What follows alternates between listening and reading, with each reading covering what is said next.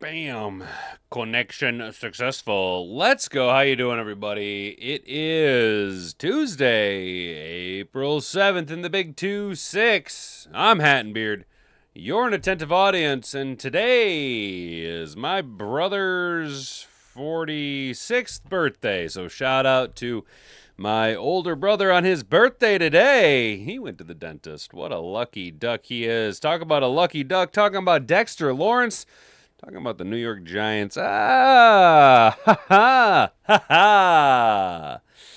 Dexter Lawrence requests trade, not expected to participate in off-season program.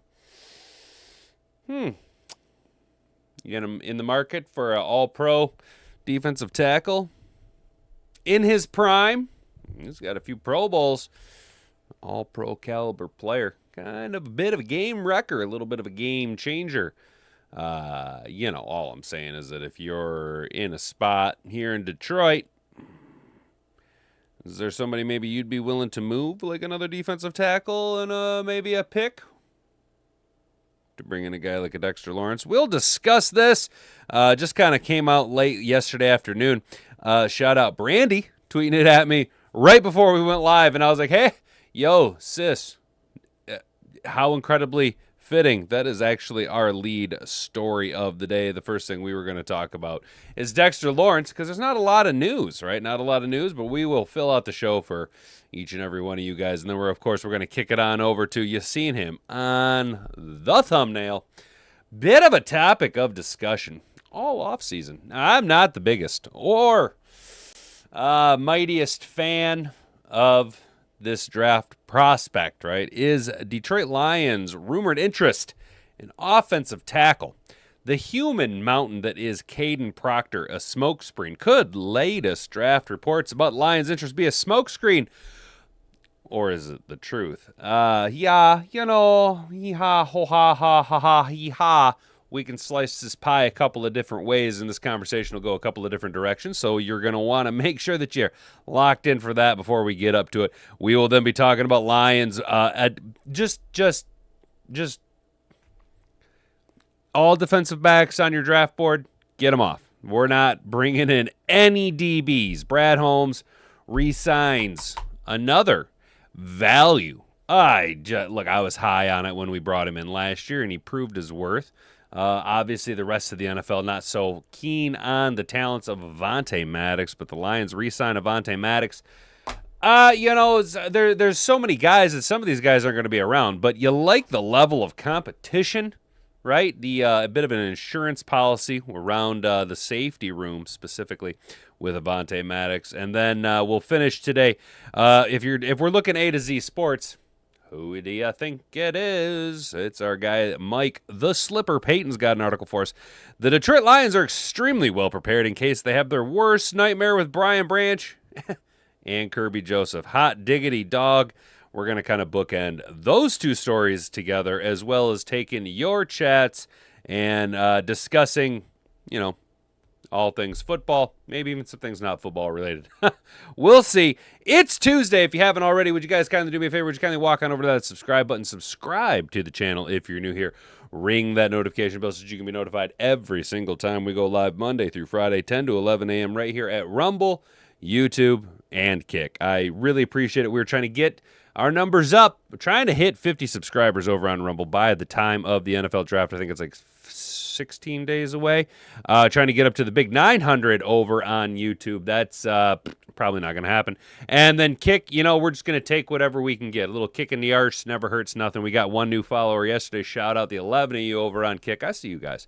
If you want to engage in the Mad Hatter Nation live chat over on YouTube, of course, it's going to cost you a little bit of something. I'm going to have a little bit of foreskin in the game if you want to play with all the rest of Mad Hatter Nation. But don't worry, my guy, I'm pretty sure you get a pretty substantial return on your investment over there. And then, of course, like the video. Share this around with every single person you've ever met in your entire life. That's how we get the news out there. We are the Hat and Beard Show. We are the most based NFL and Detroit Lions content creation station here across the internet, an independent situation, trying to take the big fight to the evil empire, and it's thanks to a lot of you guys that we're able to do what we do. I appreciate each and every one of you guys. Now we're going to go ahead and kick it over to my guy, Jocko, and we're going to go ahead and get into the show. If you can say the word good, guess what? It means you're still alive. It means you're still breathing. And if you're still breathing, well then hell, you still got some fight left in you. So get up, dust off, reload, recalibrate, re-engage, and go out on the attack.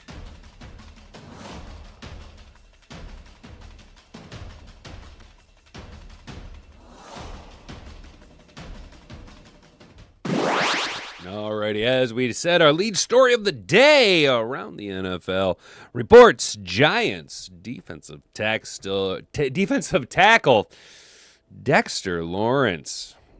His dark passenger told him he needs to request a trade and is not expected to participate in the offseason programs. It's a bit of a saga, a bit of a soap opera in the Big Apple. A little bit of days of our lives as the world turns, the young and the restless. Dexter Lawrence wants out of New York with contract negotiations failing to progress.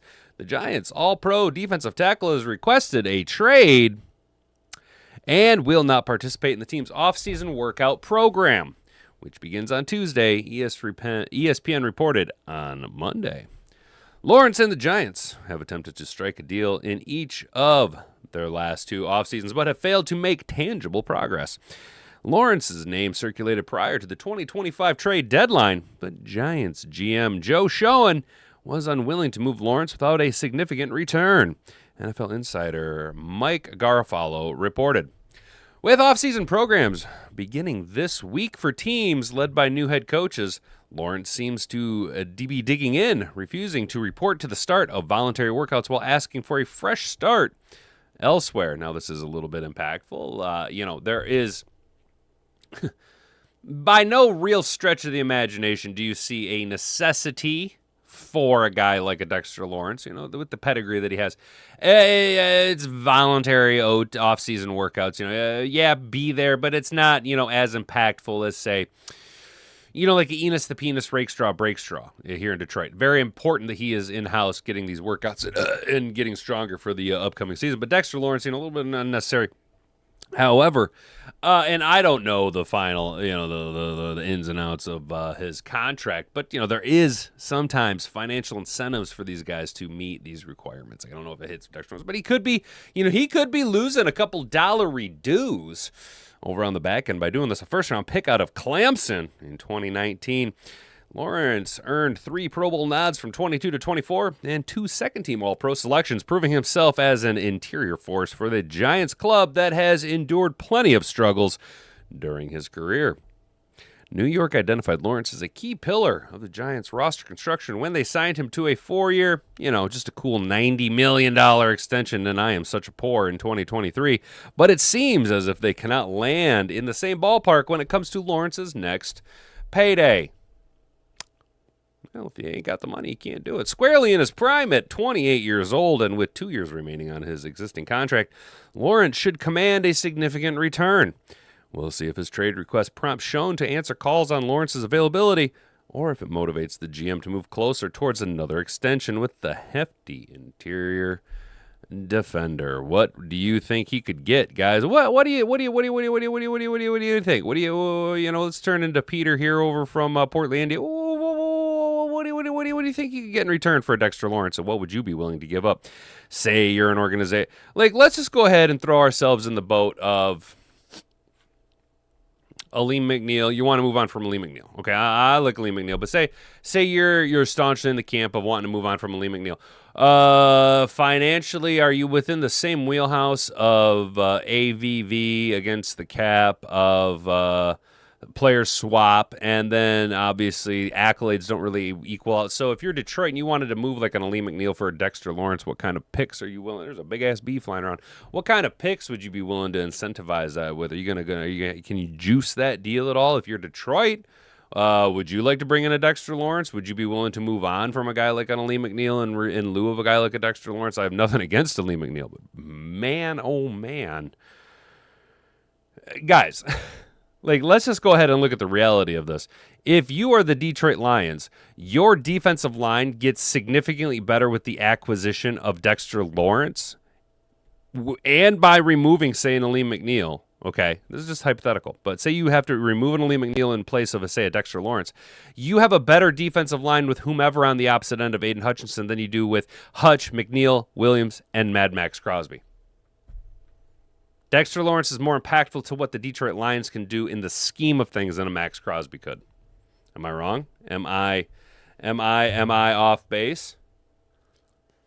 Or are you guys all in the camp of Max Crosby's the cat's pajamas, the bee's knees?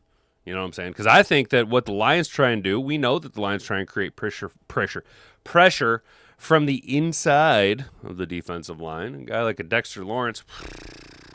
You then pair that with a little bit of the athleticism of a Tyleik Williams. Man, oh man, Aiden Hutchinson screaming off the edge. I have nothing against an Ali McNeil, but statistically he did have a down year last year, and I'm the first to defend him that he was coming off of an injury. He does look great, though, in workouts and rehab this season, off-season. I'm just chat. All right, would you be willing to unload, say, one of our fourth-round picks and an Ali McNeil in exchange for, say, a Dexter Lawrence? I mean, obviously that's probably not going to get you there as far as the Giants are concerned, but, just kind of kicking around some ideas here. Yo, what's up, Derek Harp? How you doing, man? What's good, man? I haven't seen you in a couple days, bro. Hopefully you're doing well out there on the left coast, dude. The wrong coast, but, eventually you'll get over here into the Eastern time zone where things are better. Just messing with you, bro. I'm just playing, bro. Oh man, good to see you, man. Good to see you, bro. We're trying to mimic you out here, dude. We got sunshine. Now, what's crazy is where I'm at. The sun is coming out and it's melting the snow that we had yesterday. Because yesterday we had sunshine, rain, snow. I think we had some hail at one point last night. And then it started to snow. Dude. And then later in the week, by the end of the week, it's gonna be like 70 degrees, dude. It ain't.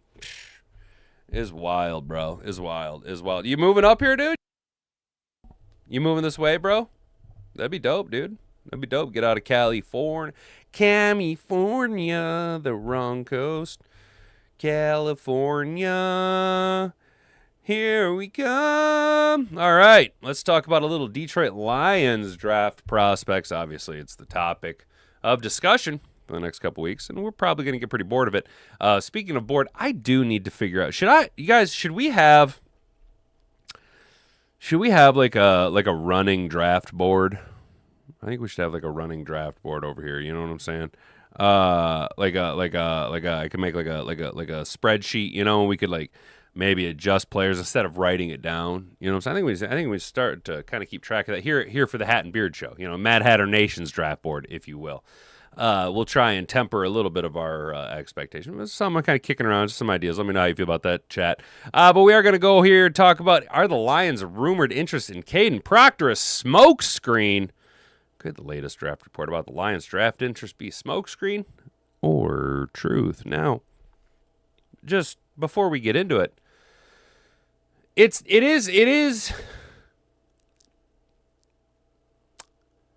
is hard to not be fascinated with the athleticism and the IQ of Kadyn Proctor.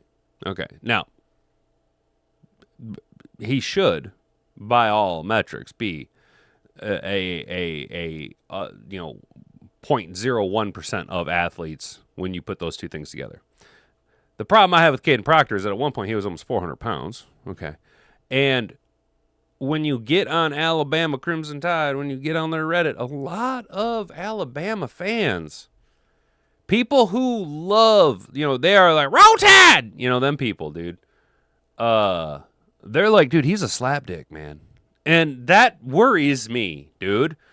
The other thing, though, is that I got this feeling. And this kind of goes into lieu of, why Mr. Detroit City pumps the brakes on Melvin so hard, I think that Brad Holmes sees a lot of Brad Holmes in Kadyn Proctor. I think he sees a lot of himself in that guy. And I think he's getting a little bit more. But you know what? For all we know, it could all be a smokescreen. We could be leaning into the narrative of, Brad Holmes has been going to that Alabama well pretty regularly. Right? Pretty regularly we'd be hitting up that Alabama well. Some to different extent, different varying degrees of success, but we have been going to that Alabama well. He likes some SEC boys. So it kind of narratively makes sense, what could be perceived as the top offensive tackle prospect when you look at just the mammoth human wall, the mountain that is Kadyn Proctor. You listen to him talk; he's incredibly intelligent, but he slides down the board a little bit. So it could be a little bit of a steal situation for the Lions. I don't know, man. I don't know. Personally, you guys know me. If you're sitting at 17 and Styles or Folk or for whatever reason there, those are my guys. And I know you're like, oh, Keldrick Falk's a 3-4 defensive end. Okay. Yep. That's a bookend that the Lions like to collapse on into. We're gonna get into it here. And Chet, you let me know, Chet, how do we feel about Brad loves Alabama 100%? I trade Sorsdal, block wrong for Dexter. Yeah, Jack, I would too. You're just gonna have to add a lot more juice to that deal, dude. You're going to have to add a lot more juice to that deal. Because right now, dude, I could go get you a bologna sandwich out of a dumpster that's going to have more value than those two guys in a trade, brother. Sorsdal, bro. So I don't even think the UFL would take Sorsdal, bro. You know what I'm saying, dude? Like, what the fuck, dude? What the fuck? All right, so the Lions' rumored interest. So where is this coming from, dude? As the NFL draft draws near, subliminal storylines annually begin to surface surrounding teams in the league and where they may or may not go before the big event begins. Teams and agents and players alike are known to leak false information to pundits across the league in an effort to generate either leverage or an advantage on teams and moves that become commonplace, known as smokescreens. Recently, NFL draft expert Daniel Jeremiah made a proclamation about the Lions that has caused some to wonder whether general manager Brad Holmes is conducting a smokescreen with the draft less than a month away. Shout out Brandy, I think it's like 16 days. On a recent episode of ESPN's The Mina Kimes Show with Lenny, that's a stupid fucking name, host Kimes and Jeremiah conducted a mock draft in which Kimes provided, is it Kims or Kimes? Provided two options, and Jeremiah made the choice between the two. In it, the Lions selected Miami offensive tackle Francis Mauigoa. Have I been pronouncing it wrong this whole fucking time? Is it Mauigoa? Big Frank over Utah's Spencer Short Arms Fano and debated the merits of the team drafting that position and moving Penei Sewell from the right to the left side. Pause. Guys, I have just got to tell you, I was so high on Spencer Fano. I really, really was. And I got to give Brent Supreme and Beantown Breakdown. Yeah, you guys got me. Yeah, you got me to a point where I have a lot of stress about it because all I can see is Will Campbell getting his ass handed to him in the Super Bowl. You know what I'm saying? Like, I was so high on Spencer Fano, and now I am like Spencer, oh no. Short Arms, oh no. You know what I'm saying? Now we got Hurt Foot Guy, Fat Braylon Edwards, Akeem Mesidor, or however you pronounce his name, and then Short Arms, oh no, Spencer Fano. You know what I'm saying, dude? At the end of their discussion, Jeremiah asserted that he has been informed the team has an infatuation with a different offensive tackle. Alabama's Kadyn Proctor. Okay. Keyword there being an infatuation. You can be infatuated with a player. You could be like, oh my gosh, look at that dude. That's wild.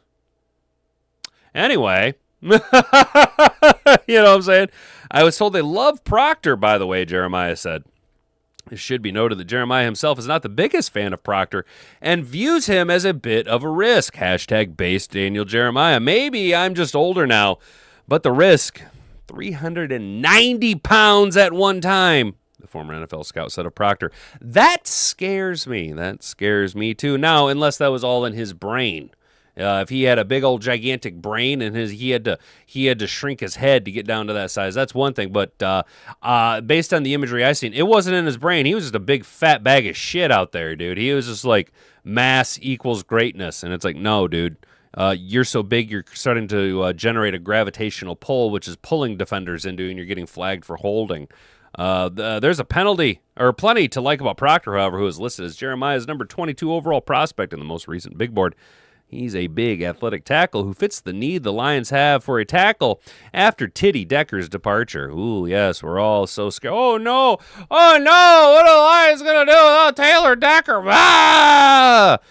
Even with Larry Borum in the mix, the Lions could still be looking to add young depth to compete for the job. Lions coach Dan Campbell said he would be comfortable moving Sewell from right to left tackle, and as a result, the team would need to find someone to step in on the right side, and his name is Max Finkel as Einhorn, who will be there at 50. Mark my words about it, Brent Supreme. I will not hear it.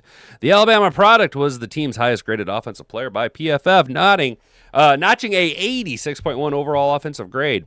He earned an 81 run blocking and an 84 pass blocking grade, which somehow generates him up to 86. Sure, that makes sense. You can score lower and then okay, sure. Proctor also fits the trend the Lions have followed in recent years, as the team has flocked to add talent from Alabama in Holmes' tenure.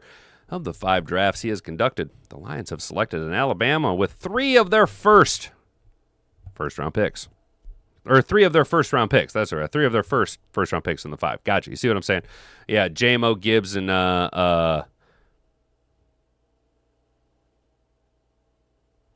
Gibbs, J-Mo. Who is their other first-round? Oh, Terry and Arnold. Dumbass. Whoopsie. Dirty little dick beaters on the wide receivers, Terry and Arnold. How could I forget about T.A.? T.A. the kidnapper. On the contrary, this news allegedly.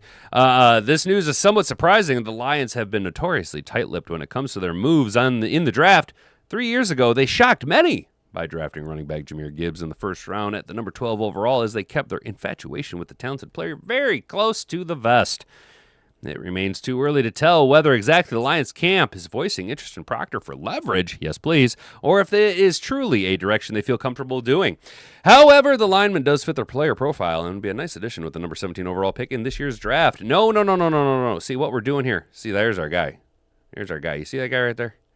That guy right there? That's, that guy's right there. His name's Monroe Freeling. Okay. And what we need to do, guys, all right. Kadyn Proctor is the best prospect in the entire draft. There is no player better than Kadyn Proctor. Do you hear me, Cleveland? Cleveland. Hey, Cleveland. Hey, what you got cooking? Why don't you go ahead and take Kadyn Proctor at 6? Got me? You hear me? All right. We need Cleveland to take Kadyn Proctor at 6. I don't want to hear any more of this Monroe Freeling at 6 nonsense. Okay. Monroe Freeling, who only started like 16 games in college, okay, needs to start his 17th game. Yes, here we go. All right, he's going to start his 17th high-level game in the NFL after going number 17 overall to the Detroit Lions. Oh, shit! The numbers are everywhere. It's numerology, fellows. It's written in the numbers, dude. It's 16 plus 1 equals 17. The Lions are at the number 17 spot. They're going to draft Monroe Freeling. There we go. So Kadyn Proctor is the best offensive tackle prospect in the draft, and the Browns need to take him at 6. Let's go, you guys. You hear me? Knock on wood if you're with me, man. Slap the like button and subscribe to the channel. Yeah, dude, Brad does love Alabama, bro. Derek, you are not wrong, dude. Brad has Now, to be fair, though, and I am still very, like, not off the Terry and Arnold train yet. I know a lot of you guys are very, a lot of people are off Terry and Arnold. I'm not yet. Brian Branch is hurt and was kind of trending downwards, though, but I do think Brian Branch is an incredibly talented player. There is a reason why Brad Holmes goes to Alabama so much because, well, Jahmyr Gibbs is the best running back in the game. By all metrics, I would say that Jameson Williams is the best number 2 wide receiver in the game. You know what I'm saying? Like, if you look at all of the Robins in the NFL, you know what I'm saying? Jameson Williams is like actual OG Dick Grayson. You know what I'm saying? Like, everybody else after that is Jason Todd or Tim Drake or Damian. I don't know, Damian Wayne's whack as hell. Damian Wayne or who was the chick? Something Brown, Stephanie Brown. You know what I'm saying? That's who all the other number 2s are. J-Mo is the best number 2 wide receiver in the game. He is OG Dick Grayson. You know what I'm saying? Short shorts turned into Nightwing. You know what I'm saying? Let's go. And I mean like mullet Nightwing, OG Nightwing, light blue with the white with the mullet Nightwing. You know what I'm saying? I can start the show now. Brent's here. Good. All right. Hey, guys. All right. Welcome to the Hat and Beard Show. How you doing? I, of course, am Hat and Beard. You're an attentive. What's good, Brent Supreme? How you doing, brother? I'm not off TA. I would like him to see him mature and be a professional NFL player. I would too, Mom. And, guys, we've talked about it for about a year now. The solution to the majority of Terrion Arnold's on-field problems isn't his maturity or he doesn't really lash out on the field too much. You simply just look, come to the realization, stop trying to get interceptions, focus on the fundamentals. You just take Terrion Arnold's dirty little dick beaters, okay, and you tape them into fists so that he can't put his hands and grab boobies of other players. You know what I'm saying? It's because he's out there grabbing boobies. You know what I'm saying, dude? If he wasn't so booby grabbish, so you got to tape his dick beaters into fists. You know what I'm saying? That will stop everything, dude. I'm not off TA yet, but how's this? I'm not off TA, but I'm like low-key really rooting for Enos the Penis Rakestraw Breakstraw to have like a fucking insane season, like have like 7 interceptions this year and just like usurp Terrion Arnold. That's what I would think would be just like the coolest thing ever, dude. That would be awesome. TA may do better with new environment like the Giants. Oh, okay, Jack. So would you package like a TA for a TA and some picks maybe for a little bit of acquisition of Dexter Lawrence type maneuver there? You know what I'm saying? I was busy making coffee and smoking doobies and boobies. Forgot what time it was. I was going to watch some Hat, but then I got high. Hey, dude, I was going to clean my room, but then I got high. You know what I'm saying? I was going to get up and find the broom, but then I got high, dude. But, you know, it is what it is, dude. I was going to go to school, but then I got high. You know what I mean? Shot a little afro, man, dude. A little bit of throwback for you. All right, hit the share button, guys. Copy this link down on your clipboard. We're going article by article here. The Detroit Lions re-sign Avonte Maddox, and I'm telling you now, there is absolutely no reason for us to entertain any secondary players in this draft, at least based on, where are you going to put them, dude? I mean, no joke, there aren't enough seats in the DB, room. You got 57 safeties alone, dude. Like, look, I am all about redundancies, right? I like having isolation valves before and after a replacement part. You know what I'm saying? So I can isolate it and swap it out. But my God, you got Kirby, Brian, Avonte, Thomas, Chuck, Lauren, Dan Jackson. Am I missing anybody? Oh, Christian Eisen. All right. I think that's it. 7? 8? Now, Avonte Maddox and technically Brian Branch and a little bit of Thomas Harper can kind of rotate out and play a little bit of safety situation. Or corner. Or not Thomas Harper.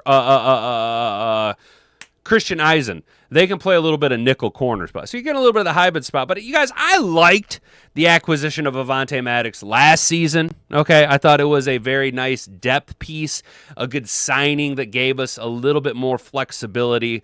And it lent itself to what we have seen historically. Brad Holmes and the Lions do, specifically on defense, is they like these hybrid Swiss Army knife multi-dimensional players, right? The corners that can play safety, the safety that can play nickel. You know what I'm saying?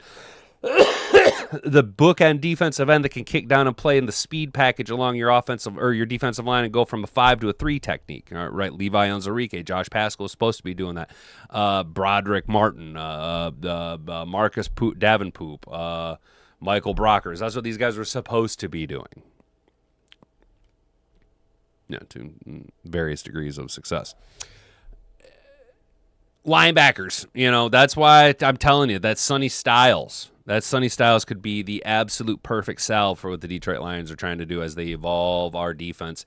Gives you an even more, like you get a hybridization of a hybridized defense, if that makes sense. You're niching down. If it works, it works. If not, it not. I don't think Sonny Styles is going to be there at 17 though. I really don't. I don't see that happening. But I do like bringing back Avonte Maddox. He did grade out as one of PFF's better safeties. I think he was a top 10 safety with at least 200 snaps. Okay, played pretty well. Not the best. I'm not saying he was all pro. I'm not saying he was all world. I'm not even saying he was, the best defensive back on the team. But considering the alternative, would you guys have rather have been in last year's situation, having to plug in for meaningful snaps Lawrence Strickland, Dan Jackson? I know he was hurt. Or Avonte Maddox? I know which route I'm going 12 times out of 10. You know what I'm saying? So Avonte Maddox re-signed with the Lions, dude. Safety room's feeling a bit crowded. On Monday, the Lions announced they re-signed DB Avonte Maddox. Immediate contract details were not made available. Last year, he signed a $1.4 million deal to help out the secondary depth, capable of playing both nickel and safety. Maddox opened the season as a reserve, playing just 43 defensive snaps through the first 9 weeks of the season.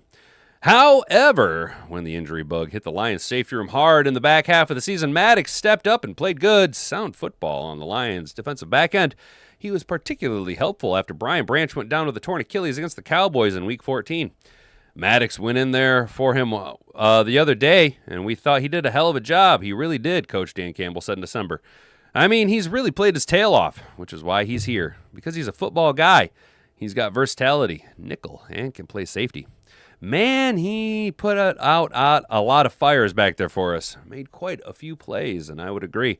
Maddox returns to a safety position, returns to a safety position that has a lot of questions right now. Branch may not be ready to start the season. Kirby Joseph is working through a knee injury that may linger, and the Lions have added a few new pieces to contend. Maddox will have to compete with the likes of Thomas Harper, Christian Eisen, Dan Jackson, and Chuck Clark, who signed with the team last week.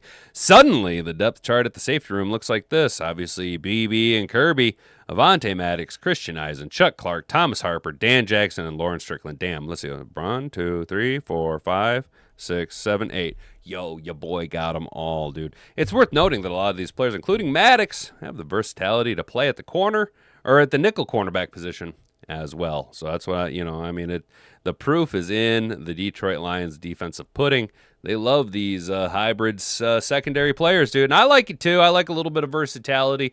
It gives you what I guess we'll call it like an extended depth. You know what I mean? The hybridization gives you a little bit more of an extended depth. Say you roll in with 4 safeties on your depth chart, you could have one less corner. Maybe you bring in an extra linebacker that doubles up as a defensive end. You're starting to kind of hybridize a little bit, get a little bit more juice out of each and every one of the players, guys. How do we feel, Mad Hatter Nation?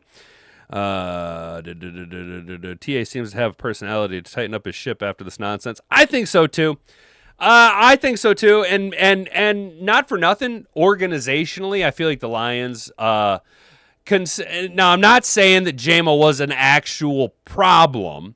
Just based off of how the Lions conduct themselves, Jameson Williams had a little bit of extracurricular activities that caused a little bit of a negative blemish on his overall perception in the NFL. You know what I'm saying? The suspension, the force multiplying situation last season, But the Lions with JMO, okay, now I don't know which, I can't speak to which was more impactful, which had a heavier hand in it, the Lions or Jameson Williams. But obviously, JMO turned it right around and matured quite a bit, and you guys know my stance on it. I fully expect Jameson Williams to be Walter Payton Man of the Year nominee for the Detroit Lions the next 2 to 3 years. Mark it down, JMO. You listen to me, brother. This is a route you can pursue and absolutely crush, dude. You can be that guy, dude. You can be that guy, bro. You know what I'm saying? And then on top of that, obviously, we know how to handle the mentality of Alabama players, whether it be big egos or not with Gibbs or Branch. I'm not saying that either one of them do, but whatever mentality Terry Arnold is kind of used to coming out of Alabama, the Lions are already kind of adjusted to the culture that foments inside of the players and how their personalities are kind of driven. So they're kind of already used to handling that. I would like to think that this will be. Now, I'm going to be very honest, guys.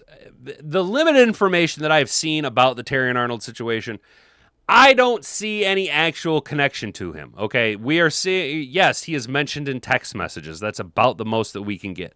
Was he actually involved? Probably would have already been charged or detained in some capacity. That hasn't happened. So all we can see is that he has been mentioned in of it. So his degree of involvement has yet to be determined.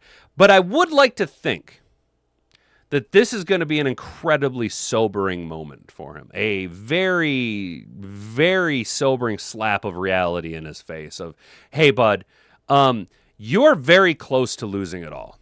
Okay. Your play on the field has not been good enough to been able to quiet your off-the-field activities. Okay. Your off-the-field activities are then going to hinder with your on-field performance teams' justification for taking a financial investment in you or a chance on you. You know what I'm saying? You're trending in the wrong direction. Time to turn this bitch around. Time. Big ship turns slow. You're not a big ship. You got to turn fast. You know what I'm saying, brother? You know what I mean? What's up, Art? How you doing, man? I said AG instead of Shep. I need more coffee. Oh, gotcha. Gotcha. I didn't, honestly, dude, I was too busy ranting and raving. I didn't see your message yet. Glad to have Maddox back. He's solid depth. Yeah, dude, I think so, dude.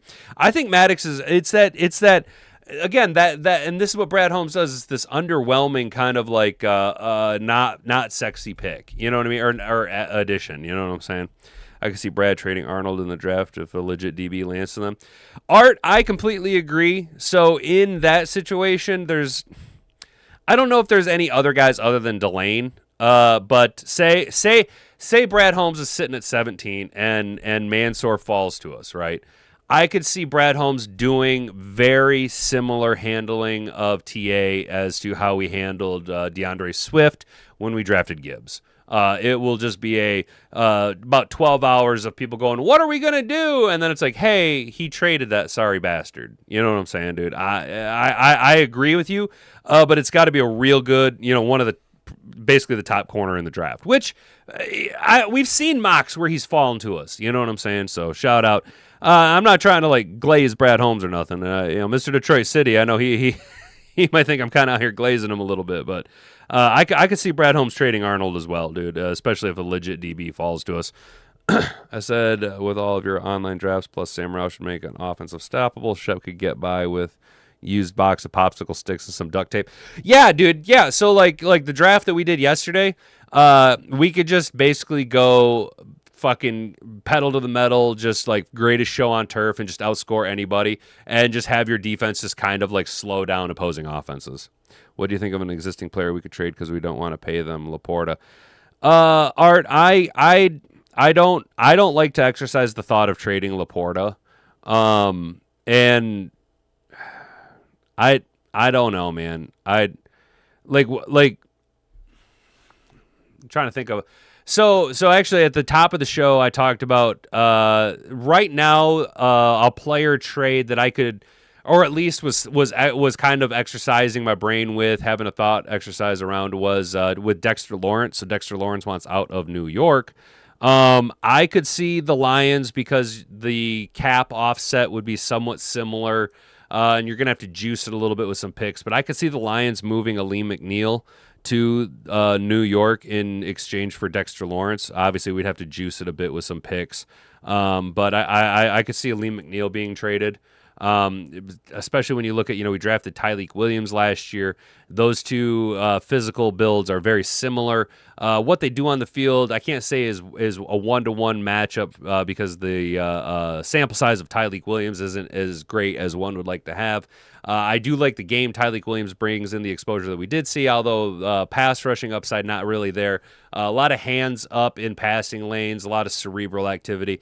You pair him with a guy like a Dexter Lawrence, a little bit bigger body than Aleem Aleem McNeil can kind of control the one technique a little bit more and has more upside to him than Aleem. I'm not trying to dog on Aleem too hard. It's just, if we're looking at an overall player build and pedigree, I would take a Dexter Lawrence. So if we were able to somehow maneuver and make a trade to trade out a Dexter or a Aleem McNeil for a Dexter Lawrence and some juice on the deal, as far as some later on picks, I'd be okay with that. But I personally, man, I can't I don't know how much reality there is to the trading of Sam Laporta.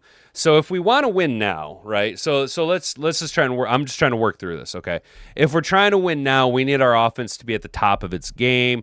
Jared Goff is historically I need to have a few reps with a player to have absolute comfortability with him. We already see that relationship with Laporta and Jared Goff. I think offensively, our weapons that we have in-house, and I could be completely off base. I stood here and told you that we weren't going to trade David Montgomery because David Montgomery, based on what Brad Holmes said in the interview process of Lil Spud, I figured that he was going to be in-house. So I was proven wrong there. So, that is what it is. I don't know if offensively skilled position players anymore will be moving out just because last year, with the changeover at the coaching, with the changeover in the offensive line at just two positions, we've seen that was at least narratively a hindrance for us. Though I would say that it was obviously the Kirby Joseph. You guys have heard me talk about that ad nauseum. The loss of Kirby Joseph significantly impacted the performance of our offense due to the reduction in overall repetitions that the offense had on the field. Dexter Lawrence's current situation, 4 years, $87 million. Scheduled 18 to 20 million and 26. Gotcha. How does that compare to say like a Aleem McNeil's? You know what I mean? Sounds too rich for our blood. Yeah, Tampa. That's a lot. That's kind of a lot. Well, you know what though? It's not though. If you look at the money that people were trying to get us to pay for Trey Hendrickson or Max Crosby, that's actually pretty palatable. Yeah, Brent, that's actually seems to be the $5 million less than Aleem. Well, then there you go, bud. There you go. Now. So we already know that we could extend. Hypothetically, we could build him out another $5 million. Then if we're already paying Aleem $5 more. It does sound though like based on the article we read that the main hindrance here is a failure to renegotiate a long-term contract with the Giants. But he still does have 2 years left on his contract. You know what I mean? I'm not calling for this trade to happen. This is purely a thought exercise we're having here. The dead cap to trade Aleem is how much? I have no idea, dude. I have absolutely no idea. This is just a thought exercise, man. You know what I'm saying? I couldn't begin to tell you because I didn't really look into it. I don't really see Dexter Lawrence coming to the Lions, but I didn't see David Montgomery getting traded to Houston. I actually thought that the answer isn't a fuck ton. That's fair. How contracts work. Tampa, they work out in the sense that it's more money than I could ever actually fathom, so I just say the number. Because I'm a poor. $4 million in dead cap hit is a fuck ton. Oh, that's not too bad. Dude, $5 million isn't that bad in dead cap money, dude. Especially if we restructure everybody. But we still got to get Gibbs and Campbell under contract. I don't know, man. But to answer your question, Art, I don't operate in the headspace of trading Sam Laporta just because I'm an obnoxious Sam Laporta stan. So I guess, Aleem McNeil could maybe be a tradable asset. You could maybe go as far as say like a Christian Mahogany, maybe. I don't know. I don't know, man. All remaining guaranteed money accelerates into the new year's dead cap money. That pushes how much dead cap to next year. Oh, gotcha. You guys are asking cap money. We're going to go ahead and jump into this real quick and wrap up the show here. If there's one thing the Dan Cam or Lions fans have talked more about than edge rushes this offseason, it's the status of Brian Branch and Kirby Joseph and their injuries. Right now, we know nothing concrete about either one of them. The assumption is that Bernatch is back midseason. Well, we don't know that for ... But yeah, just shout out he said Bernatch. Brian Bernatch. If there's one thing the Lions fans have talked about more than edge rushes this offseason, right now we know nothing concrete. We know that Joseph had a knee issue in 25, but we also know that nobody can tell you what the actual injury is and that there is extreme level of conspiracy theory and misinformation surrounding it. Well, the fact that you're telling me it's misinformation makes me think that it's actual information. What can you tell, or what we can tell you is that the Lions have taken steps to get them ready for the possibility of having either one of them or neither of them to start the season, and they have done an exceptional job with that. Let's talk about that group. The starters. Right off the bat, the Lions have Chuck Clark, who has been a starting safety in the NFL for 7 of the last 8 years. He's been a really good run defender and a sure tackler. You might not get a ball hawk skill you get from Joseph, but Clark can play that branch role well. Then there's Christian Eisen, Thomas Harper. Both are young safeties who have shown a ton of promise as starters. Eisen can play either safety spot, and Harper can play a similar game to Joseph. These two together can share the Joseph role. This is a good starting group. Then we get into the strong depth. Avonte Maddox can play anywhere in the secondary and can do it well. He started some of the games for the Lions in 25 and helped out a lot. We're going to see where Dan Jackson can add to the fold for the first time. And Lauren Strickland has strong special teams ability. This is a strong group to lean on. I don't disagree. I'm not, Lauren Strickland, I'm pretty sure won't be on the squad. Dan Jackson will be a special teams player. So now we're down to 6 guys. Thomas Harper's really going to have to compete with Avonte Maddox and Christian Eisen. And, if Kirby Joseph's ready to go, this kind of pushes more guys down the depth chart. And Brian Branch, look, guys, I'm just going to be honest with you. I don't expect Brian Branch to be back this year, dude. I really don't. Based on a commercial that I've seen, did Jason Tatum tear his Achilles as well? And if so, to what degree? And is it comparable to Brian Branch's injury? On top of that, if that is actual, how has his recovery gone? Has he been the same player that he was before? Can we start to kind of project the recovery of a Jason Tatum onto the recovery of a Brian Branch? You know what I'm saying?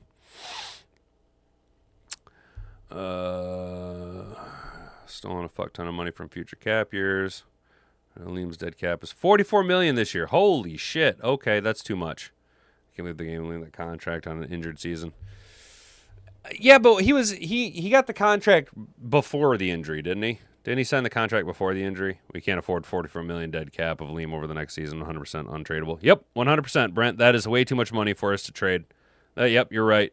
Liam was playing like a beast when we signed the contract. Then he got hurt. Prices went up. It was a risk to save money. Dude, guys, look. This was just a thought exercise. I have nothing against Aleem McNeil. I kind of like Aleem McNeil. All right, full disclosure. I like Aleem and Tyleek. I think they're going to be a very formidable duo. But yeah, that's too much money. That is literally a perfect description. 100% untradeable. That is way too much money to try and unload. That would cripple you for the next couple of years there. And like you say, Brent, we have been kind of borrowing from Peter to pay Paul. Or I'm sorry. Yeah, it was Brent that said that. We have been borrowing from Peter to pay Paul as far as future contracts are concerned. But those future contracts are only as real as you want to make them. Tatum was roughly 10 months post injuries. Okay, right on, Art. Thank you, dude. So 10 months, and then I got to ask because I don't follow the NBA very much, dude. Was he able to come back? Did he play well? Is he playing well? Achilles tear is not as bad as a rupture. I don't think he recovers enough to play. Damn. That sucks. There's been some Achilles injuries, comebacks. KD, Aaron Rodgers, Tatum. Gotcha. But did they well, outside of Aaron Rodgers, does that kind of come down to the youth of the player? Like, when did KD do it? Because Tatum's still pretty young, right? Jason Tatum's still pretty young.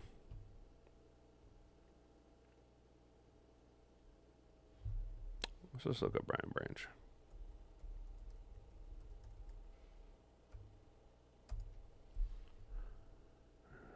A ruptured right Achilles tendon. He got in surgery. Well, I guess later that week, or at least that month.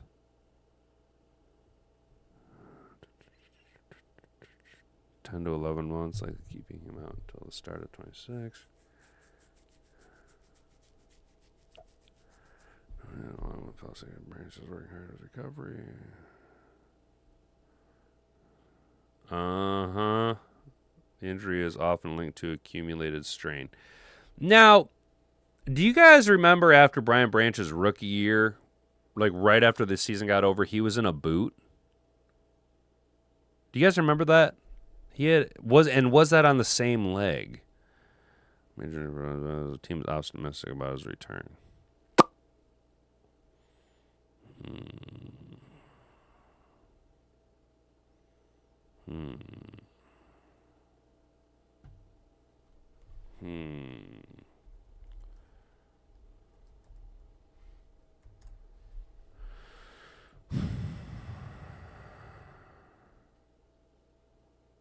Well, he also ruptured his Achilles. Okay.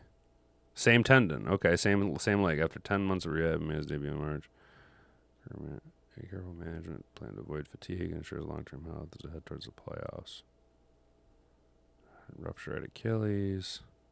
Surgery, return to court. So, 10 months. Tatum was playing at a high level, but managed on a load management or injury management schedule to protect his Achilles.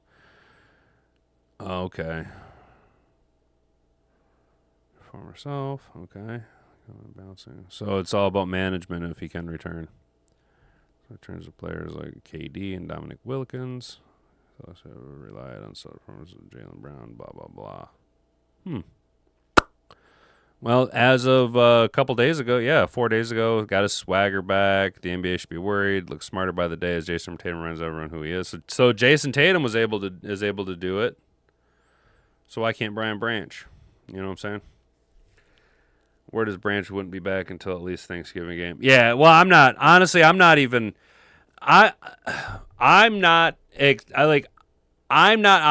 in the mentality of Brian Branch even returning for next year. I'm more trying to figure out how successful a return would be. You know what I mean? Like if he even has like can he do this? You know what I'm saying? Can he come back and be who he was post injury? Like what are the odds of this? You know what I'm saying? It's because of the Achilles plus knee issues. Gotcha. Okay, ankle injury. 25 suffered an ankle that kept him out 5 weeks. Followed by off-season cleanup surgery, sports injuries. Okay, yeah. So you're all right, Art. Yeah. So I remember him having like ankle injury, right? Okay. Yep. Yeah, ankle injury, and then he had a surgery. Yep. Branch was playing hurt when he had the Achilles rupture. Well, there you go. That goes to what we were seeing about how it's like typically caused from stress and pre-existing conditions. So yeah. Well, there you go. Do the Lions then? Do you think that the Lions follow suit with the Jason Tatum approach? Do you think that they just contact the Celtics and go, "What did you do?" And we're going to follow it step by step. You know what I'm saying?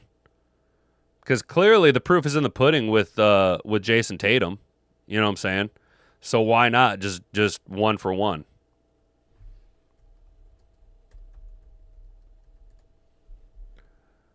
He's 24.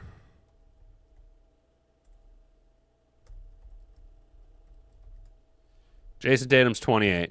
So there's absolutely no reason why Brian Branch can't do this. I'm not trying to put the pressure on him, dude, but there's absolutely no reason. Short of like genetically, like your body just doesn't adhere or take to the recovery and rehab. You're 4 years younger than Jason Tatum. Jason Tatum plays probably a position that puts more strain, twist, and impact and stress on that tendon. Why are we not just doing the exact same recovery as Jason Tatum? You know what I mean? Branch be back 99% of what he was. Damn, Jack. All right. Fuck yeah, dude. I love it. Okay, dude. So how's this? I will agree with you that I expect Branch to be I would say 95 to 99% of what he was prior to the injury, but that's only if they let him actually recover. Like he has to he cannot rush it, you know what I'm saying? The back pedal to transition is hard on the Achilles. That is why it was the death knell to DBs for years. Surgery is better now, but it's still scary. Yeah, that's what I was wondering, dude, because they do. Yeah, they put a lot of pivot and twist and pressure because, like you say, they're backpedaling. So they're already operating in a negative, like, force on that tendon. I watched the season over, and it looked like Branch had been injured to that leg in prior games. Washington, my guess, is either playing with an ankle or calf or hamstring. Okay, yeah. Yeah, dude, you remember him getting wasn't it like in the end zone of the Washington game where he got like kind of squeezed? I do not expect Branch back at 80% and 20%.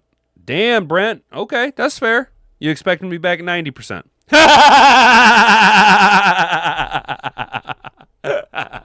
I'm just playing, man. I'm just playing. What killed Branch was 3 games in 11 days. Art, bro, so you're seeing it. Dude, does that not go exactly in line with what I've been saying about how the Lions just played too long and too much of a season? Too many games, too long, dude. We got hosed on the schedule, bro. Like you say, 3 games in 11 days, bro. That's a fucking meat grinder, dude. Especially when you started playing ball in July, dude. Come on now. I'm not trying to make excuses because they smell like assholes, but you know what I'm saying, dude. It's a little shitty. It's a little shitty bang bang. I'm just chatting with you guys for the next few minutes here. I'm just chatting with you guys till the 11 o'clock. Then I'm out. I'm out of here. I'm a sneaky little snake. I'm running a birthday present over to my brother. He don't know it, and it's going to piss off my sister-in-law. You guys know I like those grunt wear shirts or grunt style shirts, right? The t-shirts, normally I wear them, during the season. And I was looking through them yesterday. I was at Dunham's. I was like, oh, this one ain't bad. I was going to get him the American Reaper one that I have with the Spartan skull and the American flag, And then I found another one that, that size matters shirt that I have where it's all the calibers. I picked it up and I looked at it, and Hat and Boobs goes, well, that's going to piss your sister-in-law off. And I immediately hung up the other one. I was like, deal. So, he's having a crown replaced and a bunch of dental work done today on his birthday. So I'm just going to sneaky run it over and drop it off to him for his birthday, dude. You know me, dude. I'd assume the reason the Lions have so many safeties now is he won't have to rush back. See him in the postseason would be great. There you go, dude. Yeah, okay, yeah. Branch had strained his MCL or something in his knee. He was playing through. Yep, dude, that brutal run was the end of our season. We couldn't keep our guys on the field after that run. Dude, 100%. It was like you say, 3 games in 11 days is an absolute meat grinder, dude. A meat grinder. Coming off of an early start to the season, Hall of Fame game in July, and our organization has never been prepared for multiple postseason runs. We made it to the NFC Championship game. Then we made it, divisional round, first, second round exit. We got to the divisional round. Those are longer seasons than anyone in our organization has been prepared for, back to back. Then you condense down the recovery time and have an early start to the season, dude. And then you just meat grinder 3 games in 11 days, bro. No, dude. No, bro. We were trying to play catch up, dude. We were trying to play catch up from the jump, dude. Just from the jump, dude. We didn't have the recovery time that we needed. And that's why, I'm not saying that failing to meet expectations and missing the playoffs this year was a good thing. But it might be a little bit of a blessing in disguise, y'all, because not only do we get a full offseason of recovery, we also finished 4th in the division, which means we have the easiest schedule in the division. Plan B without Branch until the playoffs and expect him to not be fully back. Then 2027 is the year we see if Branch recovers. Brent, that's where I'm at, brother. I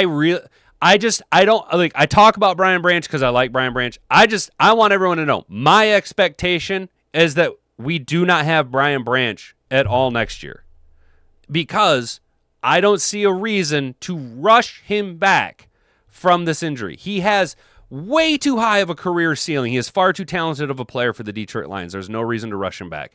You bring him back. You have him fully on board for 27, dude. That's where I'm at, dude.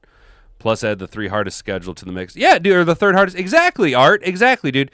We had a brutal schedule, long season, condensed recovery window. This year, dude, we're going to have a way easier schedule, dude. We had a full year to recover. We won't be playing in the Hall of Fame game. The big negative that I think we could have going against us is that we don't have a bye week after our Germany game. But what are you going to do? Detroit versus everybody. You know what I'm saying?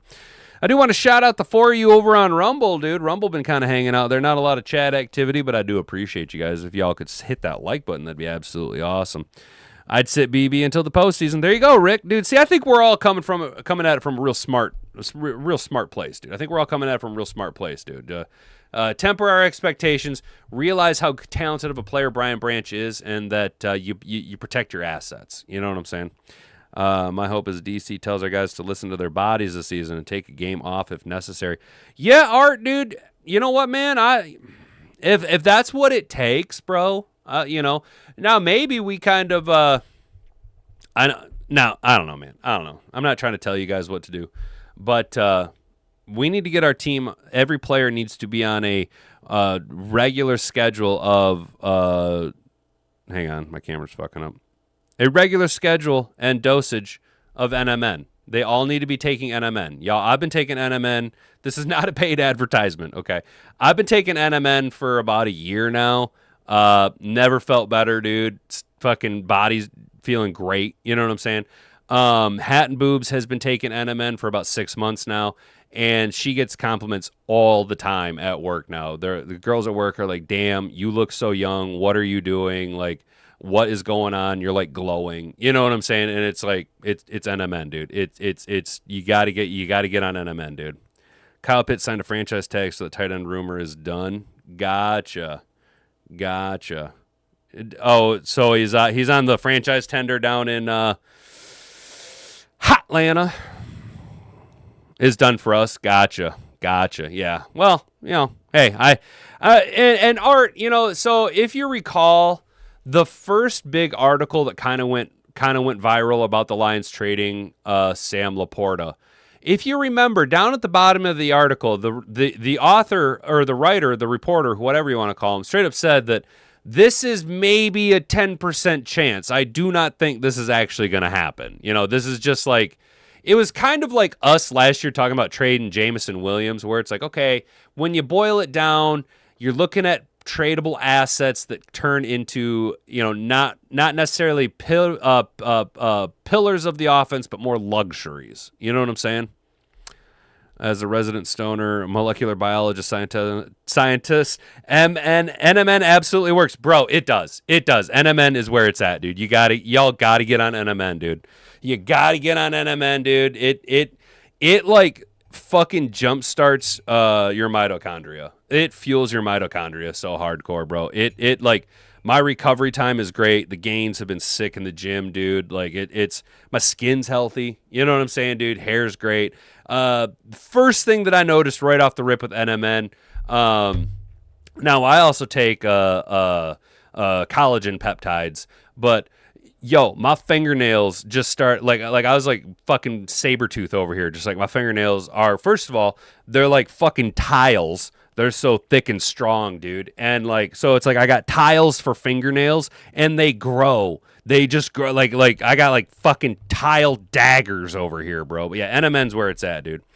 I work hard on autophagy and mitophagy as my main form of healthcare. Brent, I don't know what those $27 words are. Autophagy, and mitophagy. You know who will understand what those words are? Hat and Boobs, because she's got one of them fancy degrees in biology from one of them higher learning institutions. I ain't one of them brainiac types. I turn wrenches. Do your research on your collagen peptides. Many brands are contaminated. Yeah, that's kind of what I was noticing too. I've been on the Orgain collagen peptides. So it's the Orgain brand. It's supposed to be, all grass-fed and finished, sourced from grass-fed finished beef. But the reason that I'm on that, or that I like that, is it has 18 grams of protein in the serving as well. So it pushes my protein shake up from 22 to 40 grams in the morning. You know what I'm saying? What do you use, bro? Do you mind if I ask, like, what do you use? Because I know you're correct. Honestly, the supplemental stuff, like I tell her what I'm thinking about using, and then she does a lot of the research for me, dude. Like, she stays on top of it so hard that, like, the other day I was like, hey, where's the iodine at? Because we were adding iodine, I was adding iodine to my morning water. And she's like, oh, your multivitamin now has iodine in it, so I took that out. And I'm like, oh, okay, bet for sure. Mitophagy is your body eating malfunction mitochondria, so it will make more. Is your body eating malfunctioning? Body? What? Hang on, I don't. I'm trying to understand, and it's because I'm stupid. Mitophagy. Okay, so mitophagy is the mitochondria malfunctioning and eating the body. Is that it? Is that correct? Is your body malfunctioning mitochondria, or is your body eating? So it will make functioning. I'm confused, bro. I'm too fucking stupid. I'm so fucking dumb, dude. All that to be said, take NMN. Take your vitamins, say your prayers, take NMN, get lots of sleep, you know what I'm saying? Drink some fucking water, get right with God, all that stuff, dude. Your body breaking down the useless junk that... Oh, gotcha! For sure. Okay, for sure. So this is going to sound super fucked up. Is that why my poops are so healthy now, dude? Because I'm getting the junk out? Is that why I'm pooping so healthily? Like healthy shits? That and the increased dietary fiber? This is fucking gross. I'm just going to assume that's why. That's why I'm shitting like a fucking healthy human being. You can set a fucking clock to the way I shit, boys. Let's go. Well, now that we've gotten way too disgusting in the chat, I think it's about time we wrap this show up, fellas. I appreciate each and every one of you who took the time to comment down below. It wasn't the most exciting show, but there's not that much news to talk about. We will be back tomorrow, of course, to see what kind of news and notes the NFL might have for us. Maybe we'll poke around a few other prospects. Remember, mission critical, Object A, number one top priority, you guys. We have got to cultivate a massive narrative about why Kadyn Proctor needs to go number 6 to the Cleveland Brown Eyes so that Monroe Freeling falls to us at 17, okay? It is destined. He needs to have his 17th career big game start at the number 17 pick for the Detroit Lions. Let's go. Kadyn Proctor's so good. He's so good. He's the best offensive tackle. He needs to go number 6 overall to the Brown Eyes. Let's go, boys and girls. I lost weight and have loose skin. Autophagy makes the body eat that skin. Oh, no shit! No shit, bro. Brent, dude, I'm getting that fucking belly skin, dude, because I shit out a bunch of weight over Lent, dude, and I just keep fucking losing weight. Okay, good, bro. So, all right, that's something to look up, dude. That's hell yeah. Fucking awesome, bro. Dude, that's what I talk about, you guys. Like, if you get 15 to 20 people in a live stream, the collective IQ of that group of people can generally answer 90% of questions that most people will have, dude. Like there's generally a road of the collective IQ of about 15 to 20 people that can figure it out. You know what I'm saying? Even if they don't know, they have already developed enough skill set to be able to do the research quick enough to get that answer. So shout out, dude. That's absolutely awesome. I appreciate each and every one of you in Mad Hatter Nation. You guys, we are a bastion of sanity and a sea of nonsense, dude. I'm not a doctor, but I study medicine like one. It's hell yeah, dude. Brent, there's nothing wrong with that, bro. The older I get, the more I just like learning shit, dude. I just like learning shit, bro. I completely understand, dude. That's absolutely awesome, bro. Shout out to you, dude. Thank you so much for the help. Shout out to all you guys. Have a good rest of your day. Stay out of trouble. Hopefully it is a wonderful sunny day for you as it is here. We can get that temperature up a little bit. Stay free out there on the left coast, Derek Harp. I know what it's like out there, dude. I don't know what it's like. I'll never go out that way. It sounds absolutely terrifying. So sooner you can get over to the Freedom Coast, dude. We're all waiting for you here, dude. Get out of California. Rick, have a good morning. Art, dude, appreciate your inputs today. Jack, as always, my guy, dude. Thank you for your inputs. I do want to give a big shout out to the newest additions, dude. I got to give a big shout out to Tampa Bay Lions fan club, dude. I love it when you new guys come in and you're here regularly and you're not afraid to chat. Snake, of course, dude. I forgot to say good morning to you, dude. I know you're generally a working cat, dude, hammering it out. And all you guys that are working and lurking, thank you for taking the time and listening. You know, If you get a chance, take a poop. Come drop a comment. We're all waiting for you. If you haven't already, subscribe to the channel. Turn that notification bell on so you can be notified. We'll be live tomorrow at 10 a.m., of course, from 10 to 11 a.m. right here at Rumble, YouTube, and Kick. Thank you so much, guys. Have a good rest of your day. I've been Hat and Beard. You've been attentive audience. Until then, bonga bonga. Frig off.